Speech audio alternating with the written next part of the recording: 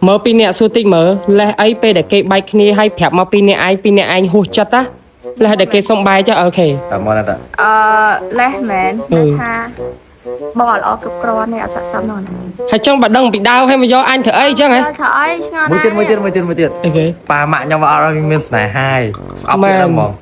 អត់ទេលេះ mà nè hà lớn miên sòng xa nữa នៅ vì á anh nè đại tha ở do này nhá វាមាន là phụ này cứ tranh mò xả hai mỏ sắp lên nâng chừng cây vậy ủa sao cho đây vậy và vào đây bị xả hai vậy ណាអត់ទេលេះដូចខ្ញុំប្រាប់មិញណាអូលេះច្រើនណាលេះបើថាមនុស្សផង អត់តាអាលេះហ្នឹងហួសចិត្តជាងគេ hai pin hiện đang đây phở lại đã cái đi á chả អ អ ត់ ត់ chân ហើយតា bắt xuống pin nè đi mạch đá mẹ rồi mạch đá bên này chất mẩn ធម្មតា ôi thao thao và mẩn phở lại đại hôi chất cất than chân ạ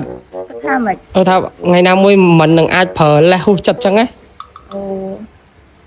មានអីមកគ្នាលេងចំហ្នឹងហើយ អាយ៉ា អត់និយាយដល់គ្នាហ្នឹង cất thang lôi ai phở lại đại chân chân cao đặt លេះឲ្យគេ bài ដូចមិន pa mà ប្រើអើយសុខចិត្តរកអីផ្សេង về កុំឲ្យ អូ គេ មាន ហួ លេ ស ះ ចិត្ត ផ្សេងមែនមានលេះផ្សេង អត់ អាយ៉ា